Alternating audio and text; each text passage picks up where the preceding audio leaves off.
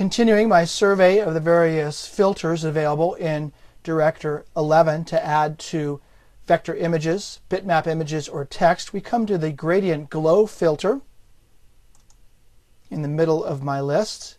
The gradient glow filter is used to apply a gradient glow effect to a variety of sprites. A gradient glow is a realistic looking glow with a color gradient that you can control. You can apply a gradient glow around the inner or outer edge of a sprite or on top of a sprite. Probably this graphics text element will be a good candidate for a gradient glow filter. Notice that it adds sort of a drop shadow there.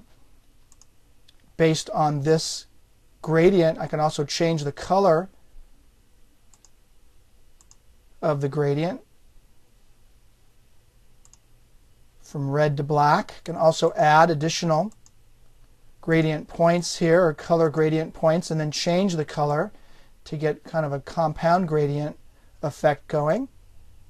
Let's zoom in on that and see if we can see that gradient a little bit better. This is yet another one of those director techniques that require some experimentation and practice. Notice that I can also move the location of those color gradients by clicking on the arrow. Don't click on the color box, that'll just open up a color palette there, as well as a blur X, blur Y, quality, angle, and distance. Sometimes by exaggerating these parameter numbers you can get an idea of what effect they'll have on the filter. Inner, outer, and full as well. Knockout sometimes gives you interesting effects.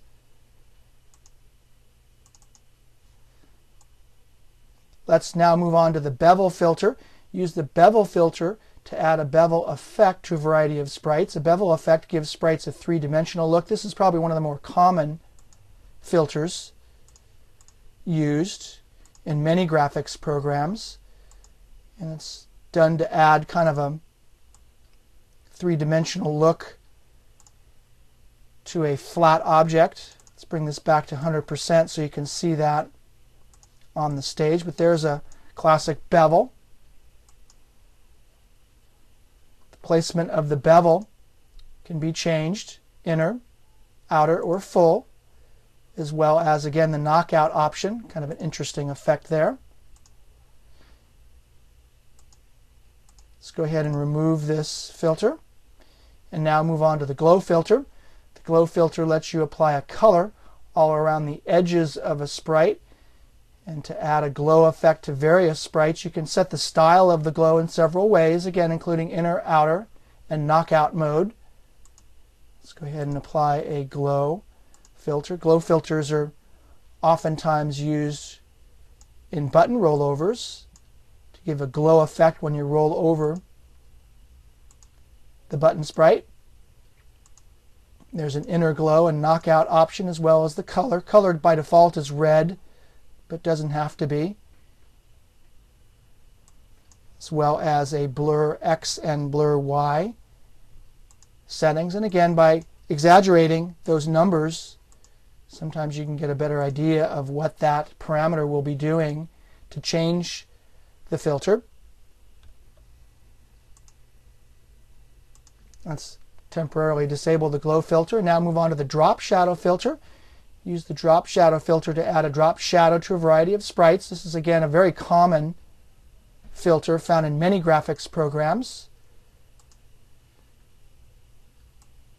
Here you have strength settings, color, distance. That's going to be the throw of the shadow. Notice that if I go 56, really displaces that shadow quite a ways. You can also hide the object and just have the drop shadow. You can do an inner shadow. Kind of interesting with that large distance setting there, as well as set your blur in the X and the Y dimensions. Sometimes it's easier if you've really made a mess of the settings there just to delete the filter and add it back again with the default settings. This setting probably looks a bit better than what I had before. And lastly, there's the blur filter.